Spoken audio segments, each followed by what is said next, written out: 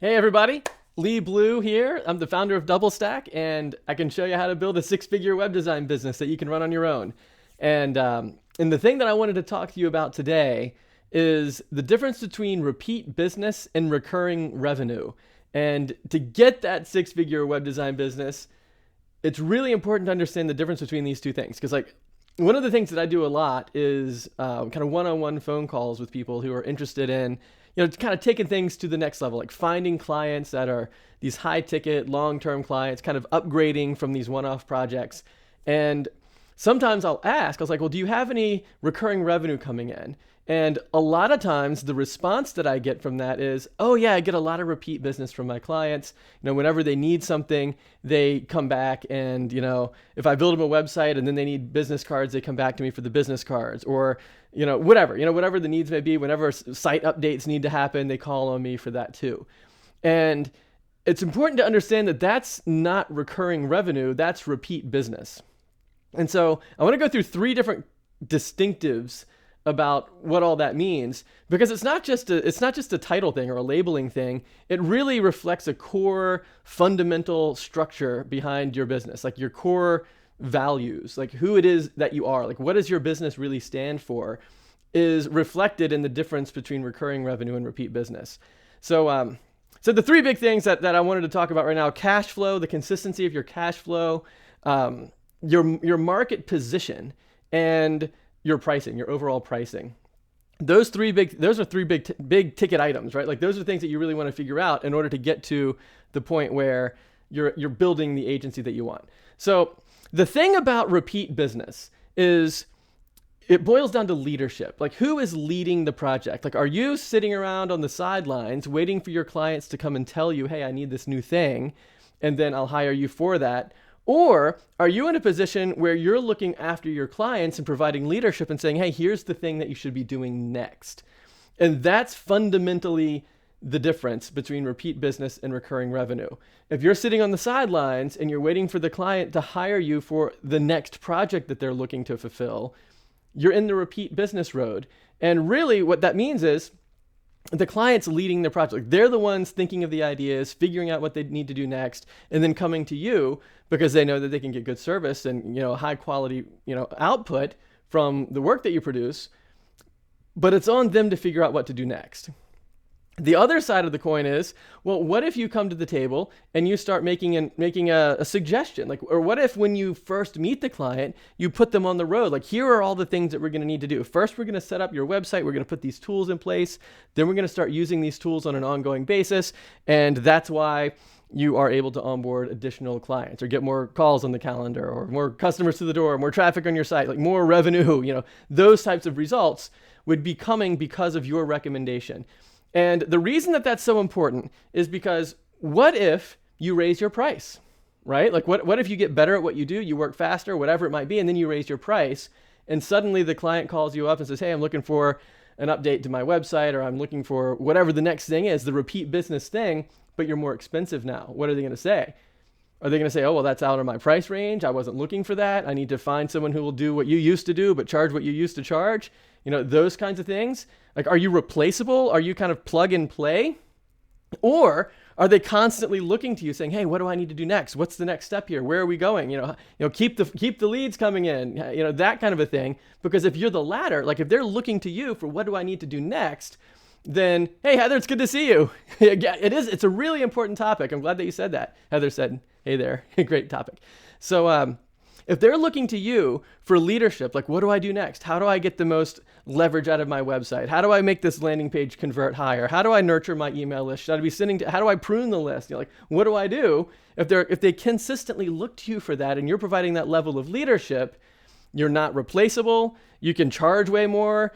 As long as you're not charging more than you're costing, right? Like, so if you're earning your clients significantly more money than you're charging them, everything is affordable, right? So like, even if you are sitting there thinking, well, my clients can't afford to pay $1,000 or $2,000 or $5,000 per month or whatever, why are you thinking that? Are you thinking that because they don't think they have the revenue right now to support it? And if so, what if you build the revenue so they can support it, right? And you don't have to jump from $0 to $5,000 a month overnight. What if you start at $500 a month or $750 or $1,000 per month, but provide the leadership. Like say, these are the things we need to put in place. Once we have them set up, here's how we'll use them. This is how we reach new leads. This is what we do to nurture the leads. This is how we onboard the clients. And that's why you make an extra 10 grand a month or whatever, which would be that now if you're bringing in an extra 10 grand a month, they can afford additional expenses, right? So like you're making the job, right? You're providing the revenue for them to hire you for this type of stuff. And it's really important because that's what recurring revenue is. Recurring revenue is you leading your clients down a path that they wouldn't otherwise have seen had you not been there to illuminate that for them. And repeat business is they're thinking, oh, well, if I just go over here and hire Joe or whatever, then, I can get some good business cards because he built a good logo and he can put it all together. But if he's not available, I'm sure someone else can build the business cards for me too, right? So that's a really big difference. So the consistency of your cash flow is really important in all of that, because which we haven't really talked about yet, because the consistency component is if you're providing the pathway, you always have the steps ahead of you for the next thing to do and the next thing to do and what they need to do. And you have that consistent cash flow, monthly recurring revenue at whatever you need to charge to be able to do the work that you need to get done. And that's consistent. Repeat business, you build the website and who knows how long it's going to be before they contact you for the business cards, or who knows how long it's going to be before they decide they want to add a new feature to the site, or they hire a new employee and need a new page, or who knows how long that's going to be, if ever, right? So it's the consistency isn't there. If you don't have the consistency, it's very, very difficult to scale. Like, how are you going to hire employees or outsource people or bring on whatever you need to do if you don't really know when the cash is coming in or when the next project is coming in? That inconsistency, it's like you're trying to like build a house on shaky ground. You can't build a very tall house on shaky ground. You need a solid rock, and then you build on top of that.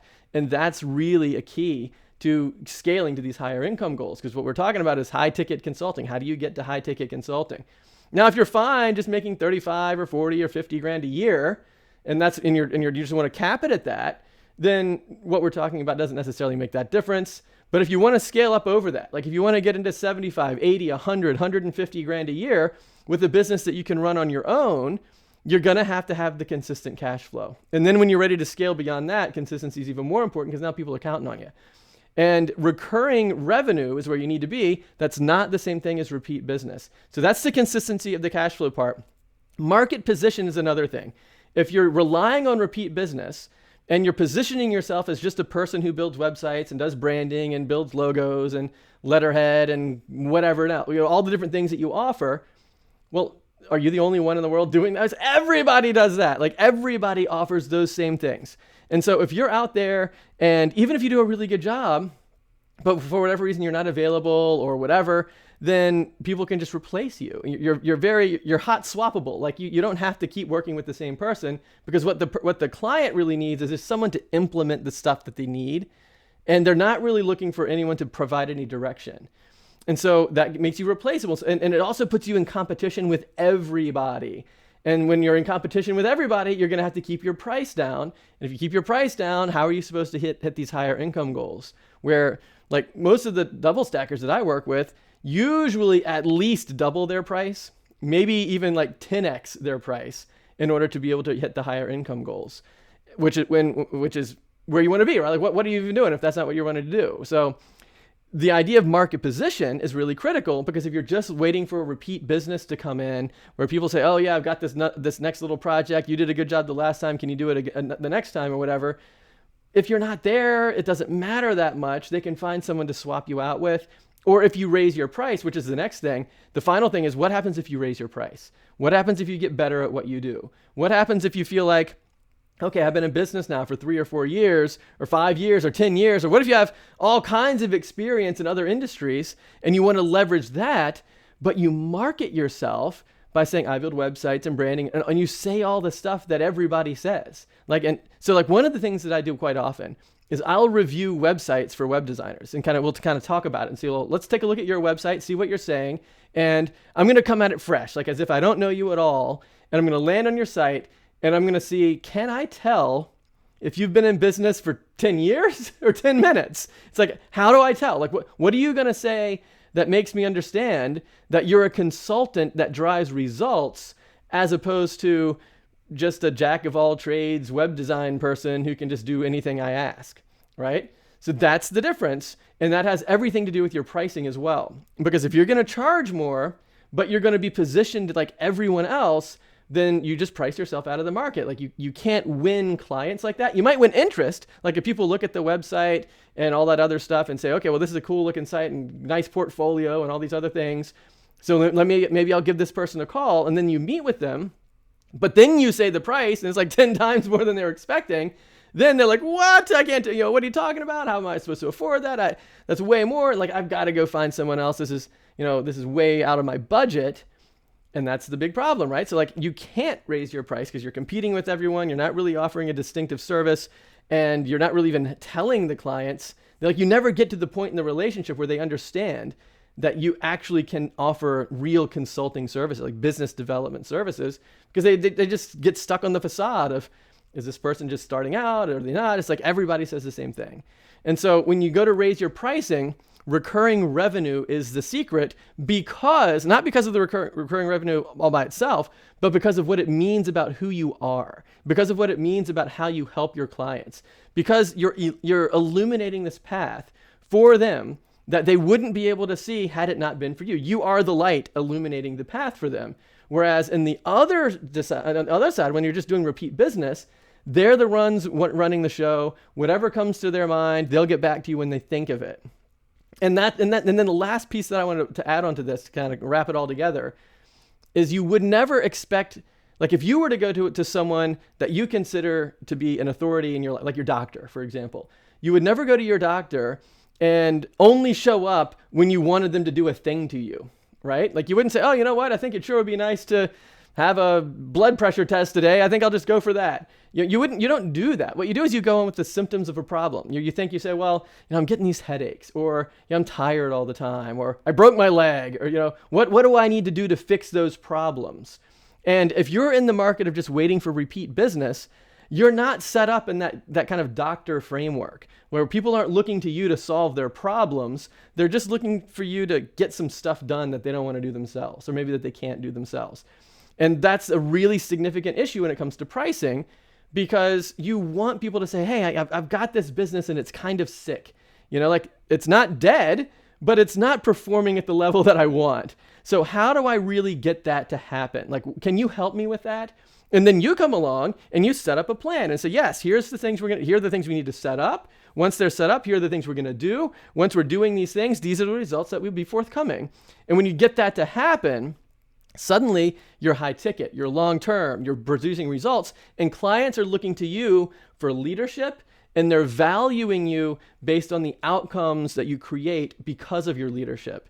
And that's dramatically different from valuing you based on the cost of the tools that you're using, right? You don't want people to say, I want to hire Heather because, of how much a website costs. You want someone to say, I want to hire Heather because Heather generates outcomes, results, clients, and the clients mean thousands of dollars. And that's like $100,000 extra to my business that I didn't have before I met Heather. And how much would I be willing to pay for $100,000 in my business? $10,000 for that, $15,000, $20,000 to make 100. I mean, that's pretty good return, right? But would you pay $20,000 for a website? No, nobody would do that. So that's the shift. And so when you're relying on repeat business, that should be a sign to you that maybe you need to step it up to the next level here. Like, it's fine to get started that way. Like if you're just a freelancer, you're kind of doing an odd job here and there, repeat business is nice. But if you're really trying to step this up to the next level where you're trying to get this six-figure business going for you, you need to get into recurring revenue, because recurring revenue has implications on what it means about the consistency and the scalability of your business, like the consistency of the cash flow and what that means for scaling, and what it means for your market position. Like, are you just a commodity? Are you standing out as a specialist? And what does it mean about your pricing? Can you raise your pricing and not be replaced, and raise your pricing in a way that clients can afford it because you're generating a better outcome than they would otherwise be getting without you? So that's a really big deal. So I just wanted to get on and kind of mention that and say, hey, this whole difference between recurring revenue and repeat business, it's really like a red flag. Use it as a red flag to kind of monitor, where are you? Or like a temperature test. Like, what's the temperature of your business? Are you really, on fire, really, really building this thing? Or are you kind of just stuck in like freelancer mode, just taking on odd jobs? So if this is something that you want to talk about in more detail, head on over to doublestack.net/call. Let's get on the phone. Let's do a review of your website together and see what it looks like and see, well, how are you positioned? Are you just, one of many people? Or are you really standing out as a specialist? And if you're not standing out as a specialist right now, but you have the ability to do that, then how can we change your marketing story so that you can convey that to your clients so that you can really get that consistent cash flow and increase your market position as an authority? And of course, now you can raise your price and you can scale and you can really get to where you want to be. So Heather Cox says, you are the authority on WordPress consulting. Reason why I listen to you every time. Well, thanks, Heather. I really appreciate that. You're awesome. I love seeing you here every time too. High five to you. So there you go. So that is the deal about recurring revenue versus repeat business. Use that as an insight, kind of like a little bit of a crystal ball sort of a thing to kind of say, well, what's really going on here in my business and what can I do about it if I want to take the next step? So if you want to take the next step together, so you don't have to just figure it out all on your own, head on over to doublestack.net/call and you'll see my personal calendar pop up. Hop on over there, find a time that's going to work for you. I know things have been really busy right now, so I have fewer spots on the calendar than before. I just know there's a ton of people that want help and things are growing really quickly. So forgive me because it is just me. Like I didn't want to get into a situation where I kind of push you off to other people that don't really have, the almost 20 years of experience that I have. I want to be there for you personally. So it's my personal calendar out there. If you don't see a spot, you might have to wait a couple of days, but that's okay. Just find a time that works for you. We'll get on the phone. We'll review your site. We'll talk about where you really want to go, what kind of history you have with your business, that kind of a thing. And then we'll get that roadmap in place. So if you really want to build this really nice business, and if you want one of these trophies here, this is the DoubleStack 5-figure family trophy. If you want me to mail one of these trophies to you, let's work together and get a 5-figure client, like a $10,000 and up client in your portfolio with this recurring revenue concept, right? And it's not that hard. It's not a difficult thing to do. Like if you got somebody on board for like $800, $850 per month would push you over into the $10,000 kind of category. If you put that, $850 per month times 12 months is like $10,200. So, that's how hard is that? Or what if you did like a $3,000 build and like $650 or $500 per month? Something like, it's not that difficult. The price points aren't outrageous.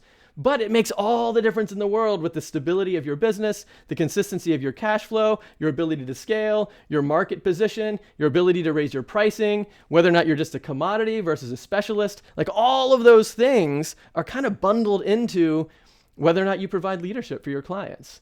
And so if that's what you want to do, let's get on the phone and figure out how to bring that to life for you. So head on over to doublestack.net/call. Find a time that's going to work for you. And then right after that, you're going to see an application. I really want you to fill that out if you can, because that's going to give me more information. It's going to give me like a link to your website, give you an opportunity to just tell me a little bit about what's going on, what are you struggling with, what's working, what's not, so that when we do get on the phone for like 45 minutes, we can really crush it. We can really, make the most use of our time together. So try that out. Head over to doublestack.net/call, pick a time that works for you, and then we'll get on the phone and bring all of this stuff together. So awesome. And happy Tuesday to you. And I'm a little bit later today. It's about 2:30 when we started, but things are just so busy right now. So definitely head on over to doublestack.net/call. Get on the calendar while there's still time available, and we'll get you rolling with these bigger projects, better clients, how to find them, how to market for them, all that stuff. High five to you. Boop. And talk to you again soon.